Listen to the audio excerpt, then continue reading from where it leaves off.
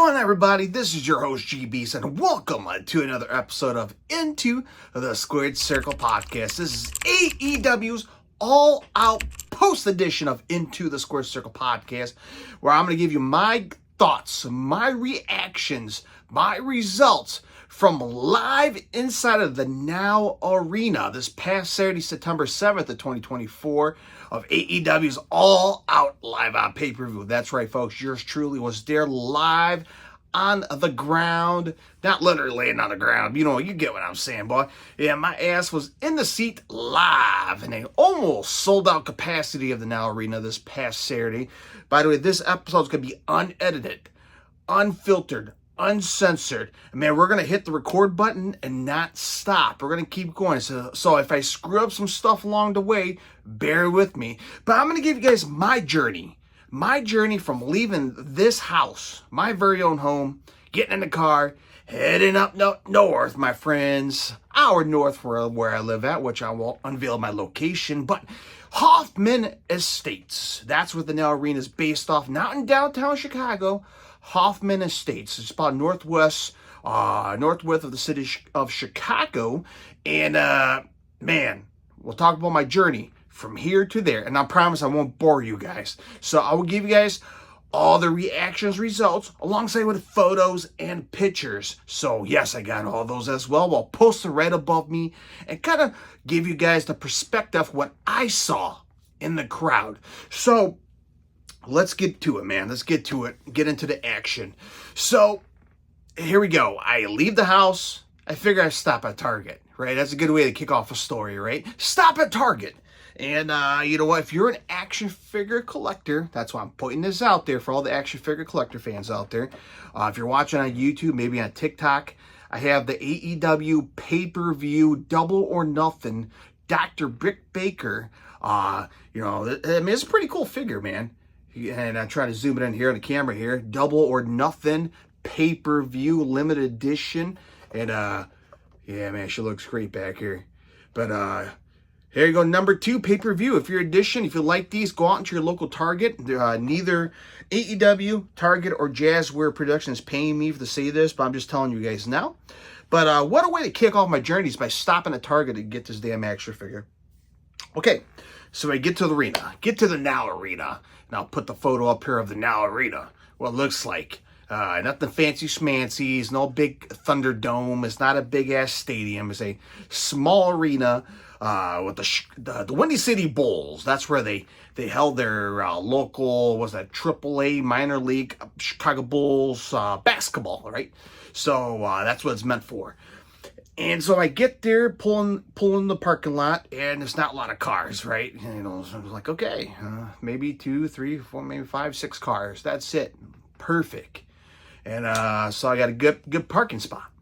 And that's where I cut a promo. If you watch me on TikTok and YouTube, I cut a promo of me walking towards the entrance, letting you guys know what my top 3 matches I'm looking forward to seeing on pay-per-view, which was Swerve and Adam Page, in a cage match, of course. Danielson versus Jack Perry, right? That was the third one. And what was the other one? Ospreay and Pac. So those are the top 3 matches I was looking forward to. And I cut a promo walking to the front entrance. And, I'll put a photo right up here on the video. There's me, front entrance of the Now Arena. And you're only asked, like, gee, why are you there so early? Show up 10 minutes before the pay-per-view. Yeah, and anybody that knows me personally know that I get to events early. No matter what kind of events, a concert, no matter what it is, I'm always there early to enjoy the show without rushing, without dealing with assholes. And the number one reason why I got there early, and if you were there, you know why. I got the goodies, man. Of course, it's show and tell right here on the episode. If you're watching on YouTube, you're lucky you get to see it. Here it is right here. The first ever AEW program book. Man, this is wicked. I mean, look at the photos, man. I mean, let me see if I can get it open for you guys. So obviously, there's the Wembley Stadium. I mean, great picture to put there. The QR code to the website. I mean, look at these photos, man. These are just fantastic photos, quality pictures. Smells like a program book. Not like I'm walking around sniffing program books, but, you know, there's the broadcasting team, which is pretty cool. ShopAEW.com in the back. So, really cool. The front. Here's the back. It's the first ever AEW program book. So there's your little merchandise piece here. And yes, of course, I got myself a t-shirt, right? Go along with my, you know, since day one, since All In, I got every t-shirt I bought and I continue to buy it. Bought something a little different this year, right? So a little orange t-shirt for the All Out. So pretty cool. So something different this year. So overall, that's another prime reason, right? Because from hearing all the stories from all the fans I talked to in the line, which are coming from all over the place. And that's the great part about talking to other fans at wrestling events is you never know who you meet. You never know who you meet. You know, it could be from a different state, different part of this very state of Illinois. You know, that's the cool part about meeting other people, right? You never know who they're from or what or how long they've been watching wrestling, you know. And a lot of people I talked to were strictly just straight up AEW fans, right? So, which was nothing wrong with that. So it's pretty cool to connect with a couple of fans out there and just shoot the shit. I mean, you're online for 2 hours. What else you're gonna do? Drain your phone or talk to them and talk about pro wrestling? That's what we did. And yes, of course, you know, being at the door. So I had a little sneak peek through the door to see the merch and stuff. And you see Jeff Jarrett walking around the lobby. They're filming stuff for the merch. And I totally forgot he was a producer. Yeah, they let the AEW VIPs who paid extra rate, who want to get in the venue early, who want to get a ringside photo with a champion belt and like a VIP experience, get to the merch booth early before the public gets in there. So they had that going on. So they had a big group of maybe 30, 40 people who paid extra to be part of this VIP experience. So we had that going on. And you know what, man? I gotta say, being the first of the few at the door before they opened up to the general public, and you turn around and see a sea of people wrapping around the arena, is pretty cool. That, you know, it's my first time being the first one out the door, which has never happened to me ever at any wrestling event. But so we got that going on. So we got in the arena. I got myself merch, got myself some food. And I get to my seat, and it's like literally right behind the merch stand. And I'll put the picture above of me right now watching on YouTube and TikTok. And there we go, man. That's my view.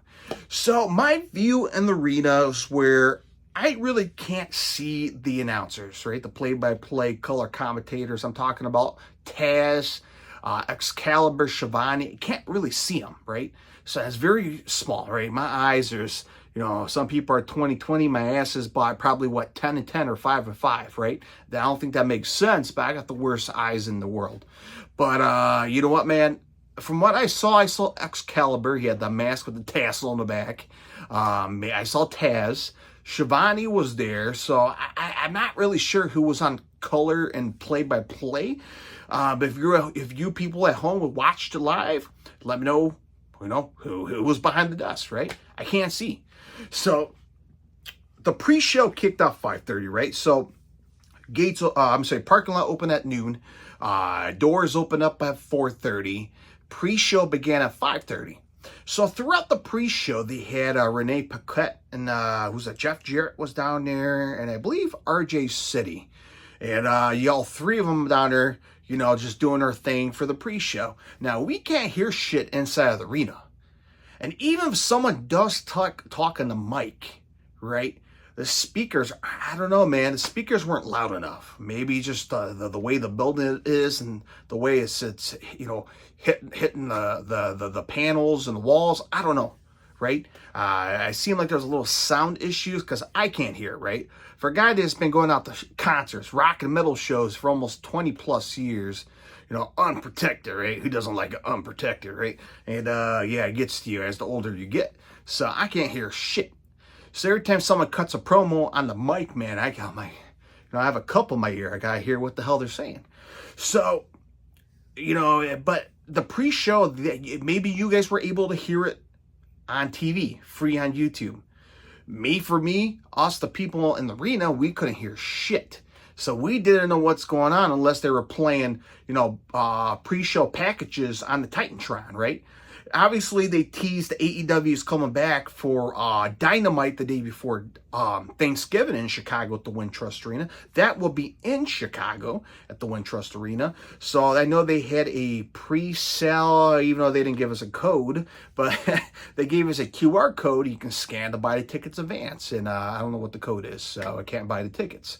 But if you're interested, they're coming back in town the day before Thanksgiving. The tradition, right?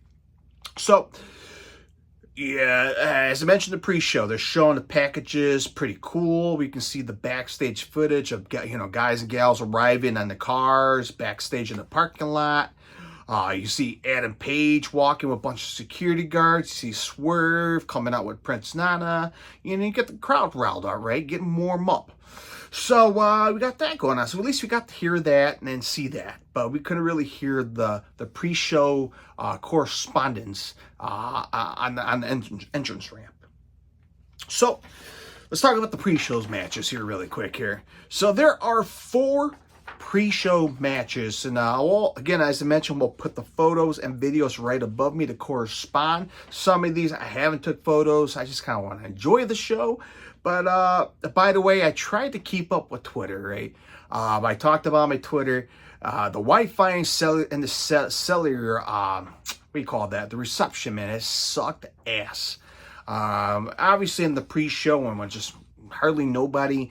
Yeah, I was getting some stuff flowing, man. I get some pictures on my official Twitter page, Into the Square Circle Podcast. But man, once the pay-per-view got going, fans were just piling in.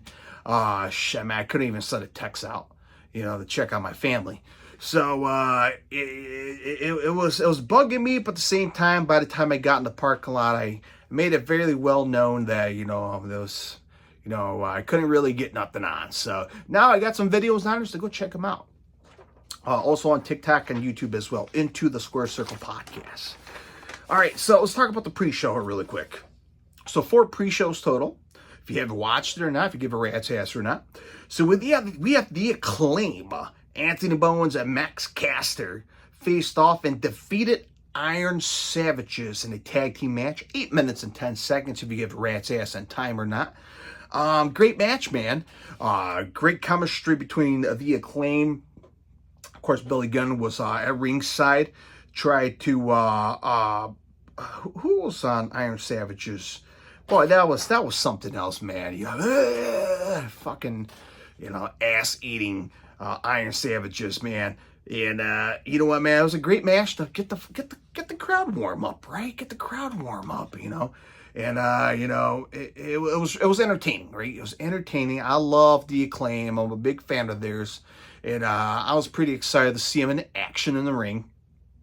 And overall, it was a great match. So again, my perspective could be different from yours on television because again, I am in the arena. So seeing them live in the ring, it was high intensity, high octane, and these guys put on a hell of a match. Iron Savages, one of the guys, picked up both of the Acclaim and body slammed both or did like a suplex. I can't remember what the hell they did, but they had both of them on a crossbody, which was very impressive. But overall, it was a great match and good stuff, man. And by the way, this is featured free on YouTube, so go check out the official AEW YouTube page to check out these free pre-shows match. So, all right, let's move on here. Up next, trios match here. Hologram, Sammy Guevara, and the Natural, Dustin Rhodes, defeated the Premier Athlete, Tony Nese. Ari Daivari, Josh the Woods Goods with smart Mark Sterling being there for their manager, of course. And the Premier Athletes came out, telling the crowd, take your protein shakes and blah, blah, blah, and all that shit. And then out comes Sammy Guevara, like Sammy Guevara, the intro, the intro theme song. And, there was like a mixed reaction for Sammy who came out. And out comes Dustin Rhodes, and yeah, he had a big pop, man. Dustin Rhodes had a big pop, and I'll put a photo right above me as well. And then out come Hologram. This is my first time seeing Hologram live in action in person. After hearing everything I've seen on television, I'm like, all right, I'll check him out. And he was pretty solid, man. He was pretty solid seeing him live in the ring in action in front of my fat face. And it was a great match, man. You know, a lot of good shit. Dustin Rhodes trying to break out the crossroads in his match, of course. There's nothing to complain about, man. Again, being inside of the arena, seeing his match, exciting. Hologram was fantastic. This fast-paced and crazy-ass luchador moves. Sammy Guevara, just insane.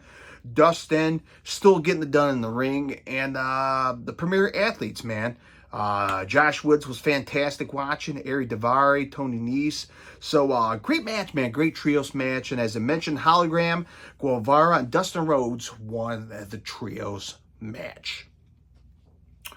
All right, up next, pre-show number 3, the Bang Bang Scissor Gang, Austin Gunn, Colton Gunn, and Juice Robinson.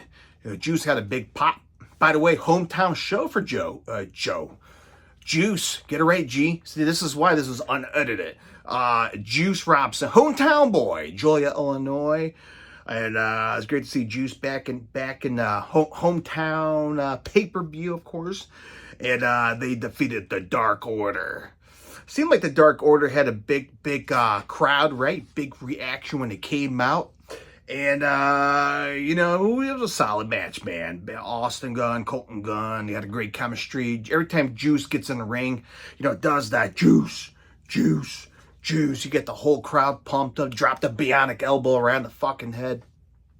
Great match, man. The crowd was into it, and the Bang Bang Scissor Gang defeated the Dark Order by pinfall. So good shit, man. Good shit, good stuff. Get the crowd warmed up for the pay-per-view. Because us in the arena, we don't know who's the first one coming up on the pay-per-view unless you're on the internet, which, you know, I didn't really care, man. I just want to enjoy the show, take some photos, some videos, I'll put on my own social media into the Square Circle podcast. So, good shit, man. So far, 3 matches in. We got one more pre-show match. Cheers to you, man. Crack open the ice cold one. Here we go. All right, next match. A 3-way trios match here. By the way, the Bang Bang Gang match was 7 minutes and 35 seconds. Again, if you give a rat's ass in time, maybe you have a timekeeper's card at home. I don't know. It's none of my damn business, right? All right. The Undisputed Kingdom, Matt Taven, Mike Bennett, and Roderick Strong defeated the Beast Mortos and the Shane Taylor Promotions with Shane Taylor and Lee Moriarty. Action Andretti with Top Flight. 3-way trios match. And when I saw the chick, man, I'm like, damn, she looks pretty good. I didn't realize it was Layla Gray. I haven't seen her in a while. And she came down with a short, like a short skirt, captain's flight jacket. She had like the runway light ups for Top Flight. Excuse me. But Undisputed Kingdom, man, great chemistry. A quick shout out to Mike Bennett, man. I gotta give him a quick shout out. Thank you for retweeting one of my photos of the Undisputed Kingdom. I gotta put it out there, man.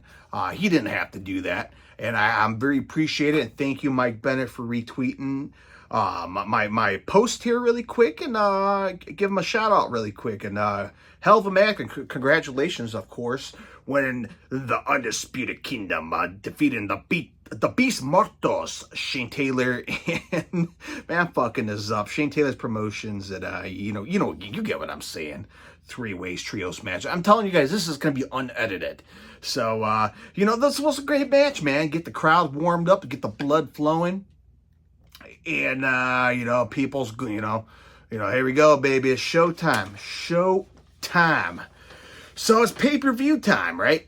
It's getting close to 7 o'clock. And we get the pay-per-view disclaimer, do not copyright, steal, blah, blah, blah. And what happened? Did Justin Roberts announce, "Welcome to AEW All Out," and they had the intro pyro, and so here we go, pay-per-view time. Who's the first match?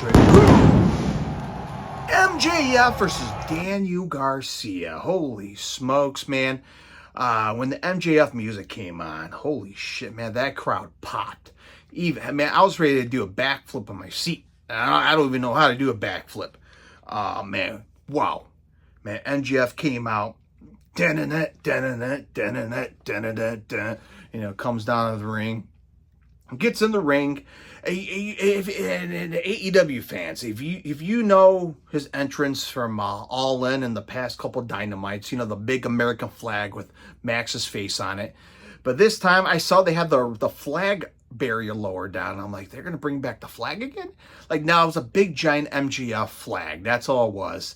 And the funny part is, if anybody captured on television, being in the crowd, when that flag dropped so the fans could see, I felt bad for everyone in the front row and ringside. That flag just came down and just fucking splat on them. They're just sitting there just waiting for this flag to get out their way so they could see the view, and just flat, just lays out on them. You just see a crew of AEW guys just going on trying to hurry up and get them off them. That was fucking hilarious. I guess that's your pros and cons for getting the front row ringside, right? So MJF came out, and then that's where Daniel Garcia, I don't know where the fuck he came from, and I didn't see him, but I guess he just came through the crowd really fast, and he hopped over the barricade and got in the ring and started beating the shit out of MJF, and shit got out of control right off the bat. There's big heat, right? Big heat between both of these guys. This past Wednesday on AEW Dynamite, these guys, man, they had a little blood feud, right? And these guys want to beat the living hell out of each other. And that's what they did, man. These guys beat the living hell out of each other.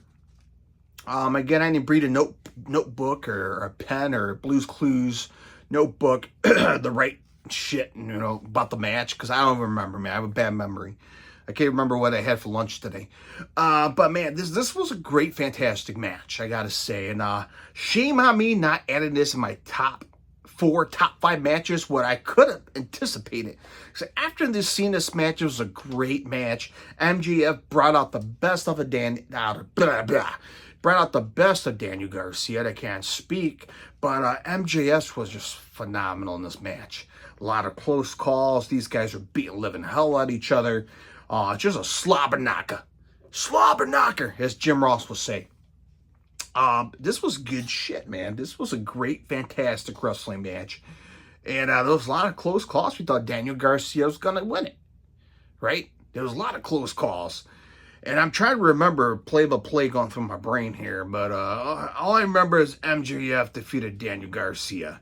One of these matches, I believe, was it this match where the ref hopped outside? I think it was Bryce Remsburg hopped out outside of the ring on the apron, and he pinned outside of the apron. I don't have my ring here to show demonstration here. So, for example, this is the ring, right? If you're watching on YouTube, this is the ring. This is the ropes right here. Bryce Remsburg hopped on outside, and he count 1, 2, 3 on the apron. But I can't remember if it was from this match or not. But anyway, MJF pinned Daniel Garcia, won the match, right? But after the match, MJF trying to, handshake agreement in the ring, right? Shake his hand. And Daniel Garcia's like, I know this motherfucker, man. He's going to do something. He's going to double cross me. And that's where you saw MJF was ready to strike Daniel Garcia. But Daniel Garcia reversed it and took him out. And Daniel Garcia was so fucking pissed off and he laid out MJF. I think he did a pile driver on the turnbuckle and laid out MJF in the ring. And I'm like, holy shit, Daniel Garcia, man, he's not letting this son of a bitch go. Despite him losing, he was pretty pissed off. And he laid out MJF despite Daniel Garcia losing. So, word on the street is MJF is taking a little bit of time off. We don't know if that's true or not. It's coming from the internet. You take it with what it is. So MJF defeated Daniel Garcia, 23 minutes and 40 seconds match, and good shit, man. Good shit. Gotta limit my cuss words here. Kids probably watching. All right, the Young Bucks up next will face one-on-one and put their tag team titles on the line against the Blackpool Combat Club. Claudio Castagnoli and Wheeler Yuta. Tag team match here. So, Claudio Wheeler came out first, right? Got a big reaction from the crowd. And out comes the Young Bucks, right? The Young Bucks, a lot of boos, fuck you, middle fingers. And, of course, there's one couple in front of me. They were like anti-fans. Like, they were going for the Young Bucks. They were going for Jack Perry. They were going for everybody that was anti. Like, anybody that was popular, they said, fuck you to the fans, which was great. 2 people against like 16,000 people in the arena. I mean, God bless them. Cheers. So, the Young Bucks, and they had a great chemistry in the ring, right? They put the tag team titles on the line. Claudio Wheeler, great chemistry as well. Claudio brought out the legendary Swiss swing, right? He grabs the opponent by the leg and Swiss him around like almost 16, 17, 18, 19 times.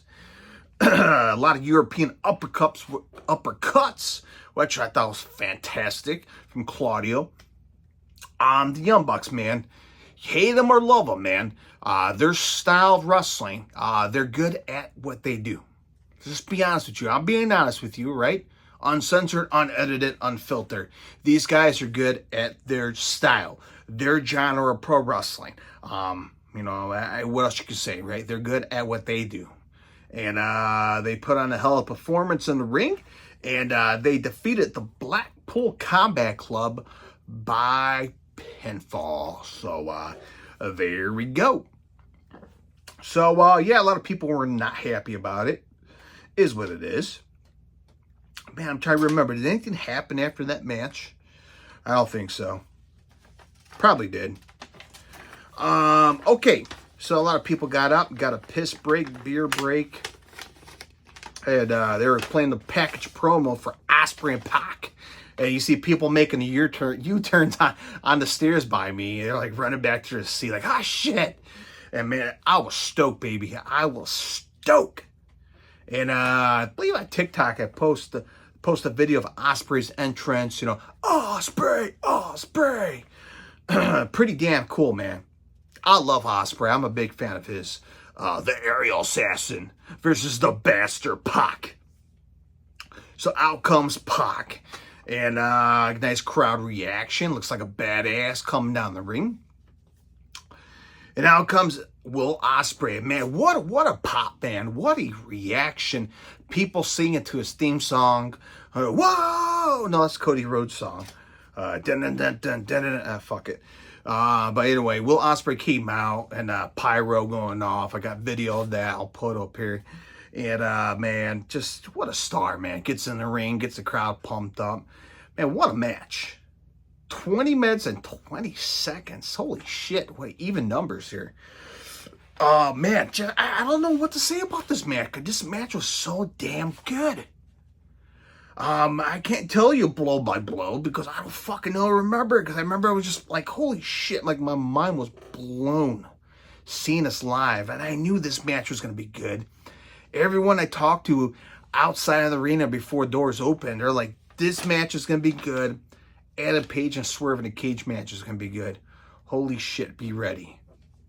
And, man, Will Ospreay and Pac, man, they did not disappoint. I walked out the arena thinking about that match and become a bigger fan with Will Ospreay. I'll be honest with you, I became a bigger fan of Will Ospreay. Mad respect to both guys, okay? As much as you hate them, you love them. You got to respect these guys. These guys put their bodies on the line in the squared circle. These guys put on a hell of a match, right?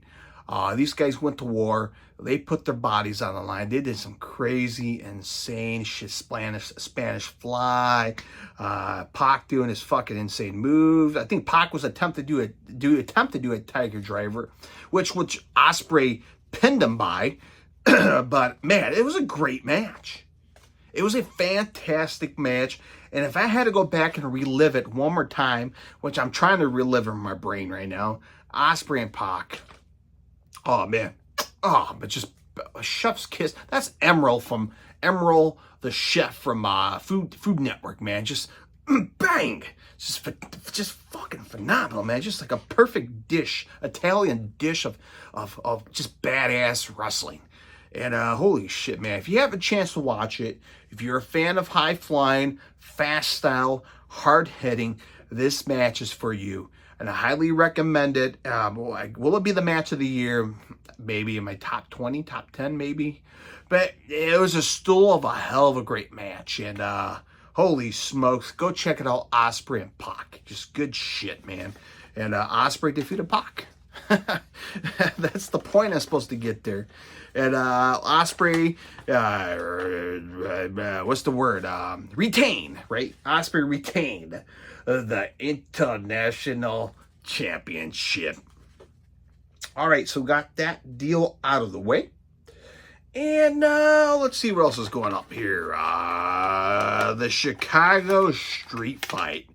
Chris Statlander versus Willow Nightingale. And again, I talked about this in the past. If you have been to a wrestling show, and this is not just AEW. This is from all the wrestling companies. And when a women's match comes on, the fans get up to go take a piss or get food or get a beer, right? That's the whole purpose. Or get up and stretch your legs. And I've noticed that. But again, I haven't gotten up to leave to go anywhere. I was glued to my chair to see every match on the card. That's how dedicated I just didn't want to miss a match. And I gotta say, man, this Chris Statlander, Willow Nightingale, Chicago Street Fight, 15 minutes, exact even, if you give a rat's ass. Great stuff, man. Again, it's a Chicago Street Fight, meaning no rules. Now, there's things fans, and maybe people at home don't know that maybe the fans do at the arena. And I'm talking about the spot where I believe, I'm drawing a blank here, Chris Statlander did a spear or took out Willow Nightingale and just like took her off the stage, and it landed on the tables off the stage, right? Us, the fans, we can't see shit unless you're near the stage, ringside. Maybe you can see it from there or on the rafters. But for the fans who are all in the back, right, or maybe in the rafters in the back or on the floor, we can't see shit. The Now Arena doesn't have like a center console, like the center scoreboard, like any other major arena, right? The center scoreboard where they have the Videotron in the center. The Now Arena didn't have that. And so the only video we can see is on Titantron. Now, I don't understand it. WWE does it too. Every time they cut a feed, right? So if you're at home watching television, and if the camera faced the Titantron, right? Like you are the Titantron and I'm facing you, they will cut off the video on the screen. They'll just put the All Out logo on the screen. So we can't see shit. What are they doing? Where they went to? Unless the camera turns away from the Titantron, then a video will come back on the Titantron. So yes, 16,000 people's chanting, we want to see it, because we can't see shit. Because we saw both ladies, get jumped off the stage and landed on a bunch of tables, and we can't see shit and what's happening. And, every time they put the video back on screen, fuck yeah, 16,000 people just chanting their asses off. But maybe you people at home don't see it. But here at the stadium, it was fucking hilarious. But both ladies got back in the ring. These ladies, these gals beat the living hell out of each other. But I was surprised, man. Chris Statlander defeated Willow Nightingale by submission in the Chicago street fight. How about that? So, pretty solid women's street fight match. All right, up next, Kushka Okada. Excuse me, will put his AEW Continental Championship on the line against Mark Briscoe, Orange Cassidy, and Konosuke Takeshita. So, who was the first person to come out? Orange Cassidy was the first person that came out, and I'll put the video above me. Nice little pop from the crowd. Out comes Takeshita, Konosuke Takeshita. Man, what a crowd reaction out of him. He came out, man. That was pretty cool. And then out comes Reach for the Sky, boys. Dun, dun, dun, dun, dun, dun. Mark Briscoe, man. Big pop and good shit. And then the last person to come out, Okada. And pretty cool to see him come out. And it's match time, baby. Fatal 4-way. And these guys went to war. Just these guys were fantastic. But my favorite part, which got the fans saying, holy shit, this is awesome. Okada and Takeshita, middle of the ring, face to face, man. That was pretty cool, man. Just feel the energy of the crowd. I mean, I felt like The Rock. Goosebumps, right? Touching my arms with goosebumps. Just hearing the crowd losing their damn mind for Takeshita versus Okada. Middle of the ring, man. But of course, he got cut off by Orange Cassidy and Mark Briscoe. But, man, it was a great match, man. And Fatal 4-way, very entertaining. All four guys beat the living hell out of each other. And Okada won and retained the Continental Championship. So there's that. 15 minutes solid and good shit all around. All right, 3 matches to go, man. We're getting there. So up next, we got Mercedes Moné will put her TBS Championship on the line against Hikaru Shida. So Hikaru Shida came out. I believe she came out first. Got the big fans' reaction here.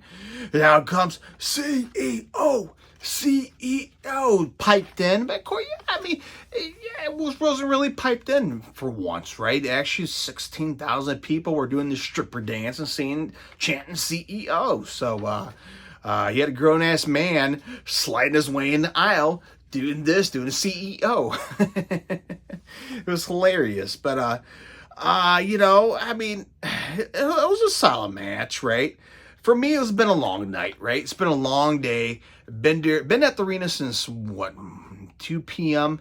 And by this point, it was ready to get into 9:30 p.m. Central Time. So I was getting really tired, ready. And these ladies put their bodies on the line, had a great match. And, again, there's another women's match, meaning a beer break and a piss break for a lot of people. So, but what do you want me to say? These ladies bust their ass off. They had a hell of a match. Mercedes was phenomenal. Hikaru Shida was phenomenal. And, it was good shit, man. It was good stuff. But of course, I got the fans a little bummed here that Mercedes Moné defeated Hikaru Shida by pinfall and retained the TBS champion. 16 minutes and 30 seconds. So both these ladies, great job. Hell of a show, hell of a match. And we'll have to wait and see what's going on for Mercedes Moné in the near future. All right, 2 matches left. Who's coming up next? I'm sitting there predicting what's coming up next. Could be the cage or the championship. And they show the video package of Jack Perry and Bryan Danielson. I'm like, oh shit. So the cage match is going to be last. So, okay, here we go. And, man, Jack Perry. I posted on my, where I posted, I don't know, one of my social media platforms, like the Chicago's Most Wanted Man. Holy shit, man. Jack Perry in that arena. Man, that vibe was cooking. That vibe was cooking, man. That arena had a buzz when Jack Perry came on. I love the intro video, man. Him driving through the streets of Chicago with the Scapegoat band. Just hauling ass. You hear the cop cars behind him. He's like, man, I own this fucking bitch, man. I own Chicago. You know, that Jack Perry's making a statement, man, about the city of Chicago. And, he arrived at the arena.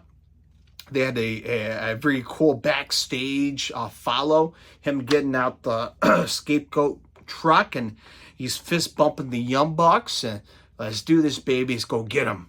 And here they come walking down to the Titantron, and they come down to the ring, and you see Jack Perry of the Young Bucks, and have all the SWAT guys in SWAT gear, all lined up, and it's just, you have people chanting, "Cry Me the River," CM Punk, fuck CM Punk. Man, this crowd was just mixed and vibing, and it was incredible. It was eerie and incredible. Something different I never felt before. And it was just fantastic. And Jack Perry gets in the ring, and now we're waiting on Bryan Danielson. And I'll put the video above me. And you hear the final countdown, right? Europe, right? Classic rock band. Europe, the final countdown. Out comes Europe. And not the band Europe. Bryan Danielson. Bryan Danielson comes out. Man, holy shit, man. What a pop. What a pop, man. I have just a big grin on my face just watching him come down the ring. Man, I put the video on my TikTok. Just go check it out right now, man. Into the Squared Circle Podcast on TikTok. Man, just pretty cool, man. Just watching that video back just gives me chills. The final countdown, just 16,000 fans plus just singing that song. Man, what a moment. I could just feel it right now, man. Just being in that moment, being in that crowd. It was fantastic. And here comes the match, man. So, I'll be honest with you guys. Bryan Danielson brought out the best of Jack Perry in his match. Let's be honest with you. Danielson brought out the best of Jack Perry. I was just having a conversation to my brain.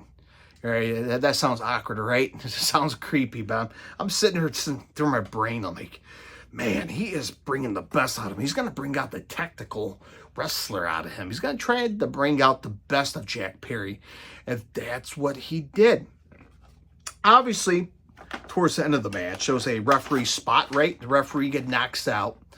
I'm like, oh, fuck, here we go. And Daniel's like, all right, I'm going to kick Jack Perry's fucking head in. And then in comes the Young Bucks, right? Red hot coming down in the ring, gets in the ring, just start beating the shit out of Jack Perry. Right? Came in the ring and beat the shit out of Jack Perry. And I believe Claudio and Wheeler came out, even the score, and then they got all the guys out of the ring, and they ran back actually in the tunnel where I was standing at. They came running in the tunnel. The next thing you know, the ref got unconscious, and what Daniel said that he did the Busaiku knee, or I can't remember what he did, but Danielson beat the shit out of Jack Perry, pinned him 1, 2, 3.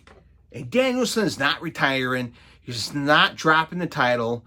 And I'll be honest with you guys, I had a different feeling, man. I had a different feeling within this past week that I don't think this is going to happen in this pay-per-view. Now, maybe in Seattle for the next pay-per-view in October, possibly, his home state. But, this is the final time I'll ever see Danielson wrestle in the ring. Goddamn it, I'm blessed, man. I'm blessed to see him live in the ring, and I'm happy. So that was the final time in Chicago. By God, is the final time in Chicago. So pretty cool. So after the match, Danielson win. Next thing you know, you hear the Christian Cage theme song, and out comes Luchasaurus. It just takes out Danielson. And now I'm like, oh shit! And I totally forgot that Christian Cage has the contract from All In, right? The Casino Gauntlet match. So he can, cash it in anytime, any place.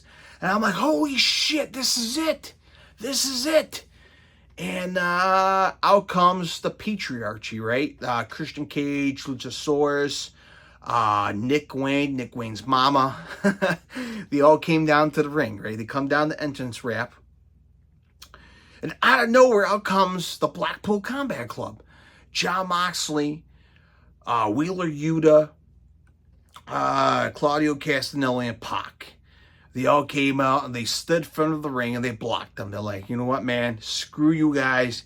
You ain't going to touch Danielson. Turn around and go back. And they turned around and went back. I'm like, okay, that was pretty cool. So the Blackpool Combat Club got in the ring.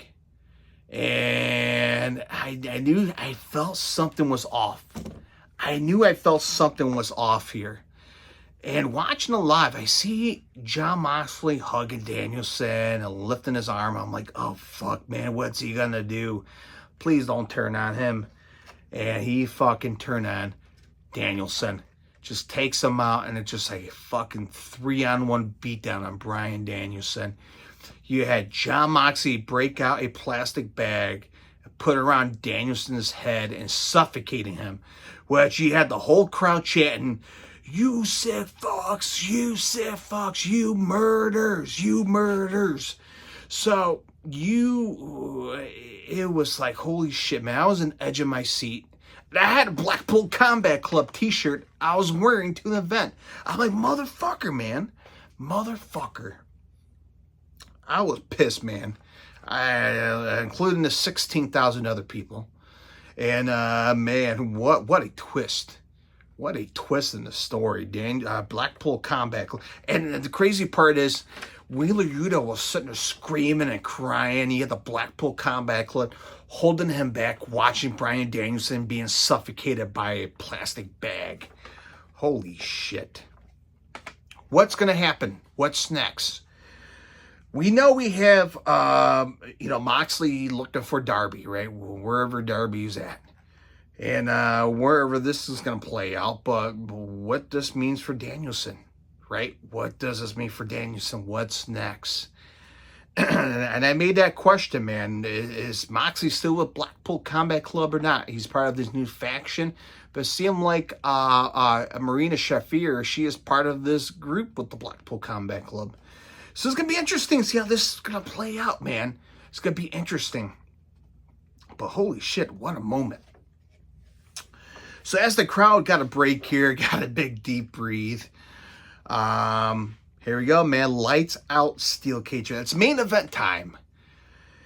Adam Hangman Page versus Swerve Strickland. So, of course, Justin Roberts gets in the ring. And the cage starts lowers down. He's like, once the lights goes out, it comes back on. This is an unsanctioned match, meaning AEW is not responsible for any bullshit that's going to happen in this ring.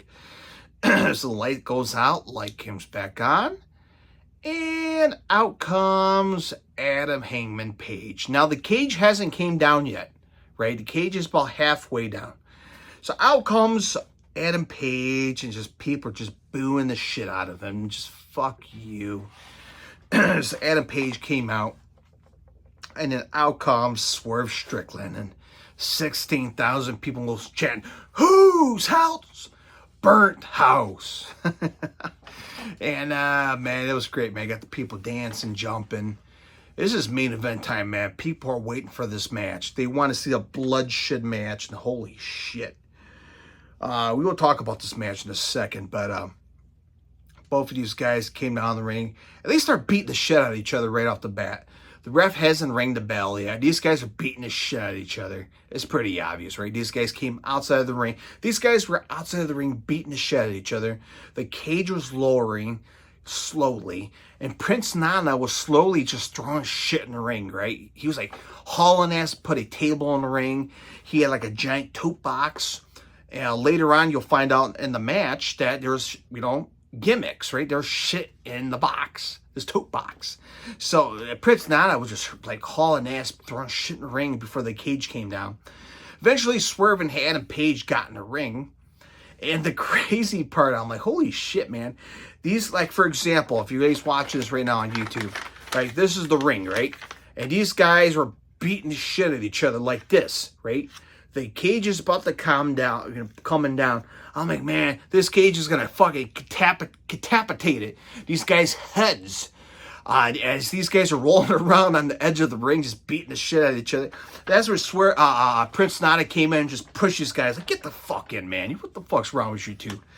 And then these guys got in the ring. The cage came in, lowered. And they got it blocked in the ring. The bell rang. It's go time, baby. And these guys beat the shit out of each other, right? Man, just fucking beating the crap at each other, throwing each other in the cage, body slamming, on the turnbuckle, hanging off the cage. Man, the crazy part is either Paige or Swerve brought out a cinder block. No, let's backtrack up a little bit. I believe Adam Page took a staple gun out of this tote box, starts stapling Swerve across the chest, his face. I'm like, sick motherfuckers, man. I mean, they're stapling each other already. Eventually, the tides turn, and Swerve grabbed the staple gun, and he had the pictures of Adam Page's photos, right? Of his family and himself. And, man, this was just crazy. He starts stapling his family photos on Adam Page's face, his body. And the people in my row, right, they were buddies, right? And one of them were like a casual wrestling fan, right? He's not a big AEW fan. And he's like, what the fuck I'm watching? This guy is stapling photos of his family and his opponent's body? What the fuck, man? And I'm like, hey, man, we probably get something valuable out of it. Learn how to, put photos up. I don't know. Eventually, they turned into a construction site. A construction site for all the union guys out there. Adam Page eventually brought out a cinder block. And I'm like, fuck, these guys are going to kill each other. And, eventually he drops Swerve on a cinder block, which is insane. And then later on the match, Swerve did a power bomb or power slam on the cinder block. And they showed it on the Titantron of a giant welt. Like a giant red welt right on the upper back of Adam Page's back. And I'm like, holy shit, that was ugly. Oh, man, these guys just fucking killing each other. Well, it could just get any better than this, right? Eventually, Adam Page or Swerve brought out a knife. Literally a knife in her hand, right? I'm just showing an example. I just got a preschool scissors here, right? Swerve comes out with a fucking knife, and he's like, man, I'm going to stab this motherfucker. I'm like, holy shit, man, these guys are fucking commit murder in the ring. And next thing you know, you see Swerve just like fucking stabbing heads in the ring, man. This is like Bruiser Brody in the 80s, in Japan, man, just stabbing. This is like GCW, Nick Gage, like fucking hardcore bloody shit. These guys are stabbing each other in the head in the ring. Like, holy shit. This is insane. This match was getting insane. And I'm just watching faces, the reactions in the arena. People turning their heads away. People are just quivering in their seats. And I'll tell you what, man, at least my section, there were kids there. Right? There were a family of 2, family of 5. You're a family that brought kids. I mean, I'm hearing kids like, Dad, Mom, can I just go home? Can't we just go home? And there's ages between 2 and 19. So you have a family crowd out there, and they're seeing these guys stabbing each other with a fucking knife. Holy shit, man. It was insane. And I put it on my official Twitter page, and I don't know where else the fuck I put it at, but my Twitter page, Into the Squared Circle Podcast. I said it was the wildest cage match I've ever seen in my life. I've seen many cage matches in person, right? The Punjabi match, right? Who fucking remembers that match? Punjabi match, I've seen the steel cage, WWE, I've seen the steel asylum in TNA. But this is probably the most fucked up, wild steel cage match I ever saw in my life. Holy shit. And, man, these guys stabbing each other in the head. But the controversial part was the very end of the match. And I thought Adam Page had another knife, right? I thought it was going to be another knife. But it was a syringe needle. Like a hospital syringe needle. And he sticks it in Swerve's mouth. I'm like, you got to be fucking kidding me. Everyone in my section had their head down, head turned, quivered. Like, what the fuck is this now? This is taken to a whole new level here. And it doesn't get better than this, right? No, it gets better. That's where Adam Page grabs the chair, whammo. And just that chair went right through the fucking head of Swerve. The bell rang, and Adam Page won it because of a knockout, right? That he gave him a chair shot in the head with a syringe needle in his mouth and gave him a knockout. I'm like, holy fuck. Holy shit. Insane. And I think that's the most controversial part right now. Everyone online has a mixed reaction. A lot of people saying this is garbage, this is stupid, why the fuck would you do that? You fucking kill each other, it was murder. A lot of people are like, shut the fuck up, man up, this is real right. There's a lot of mixed reaction coming out of the match. To me, it was fucking extreme to the extreme in a cage match for a major promotion, right? So this is not ECW, this is not GCW, this is AEW. And I knew this match was going to be everything but the kitchen sink. But I didn't know it was going to be a fucking syringe needle in the mouth with a chair shot in the head, right? These guys stabbing each other in the head with a knife. I would never expect to get to that limit. But holy shit, man. People are chatting, do not kill each other. That is murder. Like shit you don't hear in a wrestling arena, right? A wrestling match. Holy shit. But Adam Page defeated Swerve Strickland by knockout. After the show went off the air, everybody was leaving, trying to get to the cars to beat the traffic. For me, I stayed, right? I stayed to the very end. I was hoping something will happen, right? And, Justin Roberts got on the mic and he said, give a warm applause to Swerve Strickland. And, he got up and got carried out by medical staff. And that was it. Justin Roberts says, good night, be safe, and thank you for coming out. And that's it. That was it, the end of the show. So, holy smokes, man, what a show. What a show. Oh, man, this show was loaded top to bottom, from extreme to insane to fantastic. I've had to go back and relive these matches. MJF, Daniel Garcia was just fantastic live. Ospreay, Pac, phenomenal. Danielson, Jack Perry. Adam Page and Swerve was great until all the insane shit came in. All the pre-show, man. The whole card, the whole roster, just kudos to them. They put on a great show. Hell of a pay-per-view. Almost a sold-out show. I put a photo on my Twitter page saying, hey, there's fans on the cam side, hard cam side, to shut up the people. But, man, it was a great show, man. Great show. This show is getting awfully long. If you made it this far, thank you, man. God bless you, man. God bless you if you made it this far. I'm going to try to break it up much as I can. And, again, as always, God bless everyone. God bless America. Drink a lot of beer. Watch a lot of wrestling. Have fun, man. And drop it in the comment section if you were there. Drop it in the comment section what was your favorite matches. What was not your favorite matches? So you got to get those people out there, man. Your thoughts on these matches as well. So thank you very much as always. And until next time, my friends, be safe, stay healthy. And I'll talk to you guys post Monday Night Raw. Bret Hart's coming back. Hell yeah. So can't wait for that.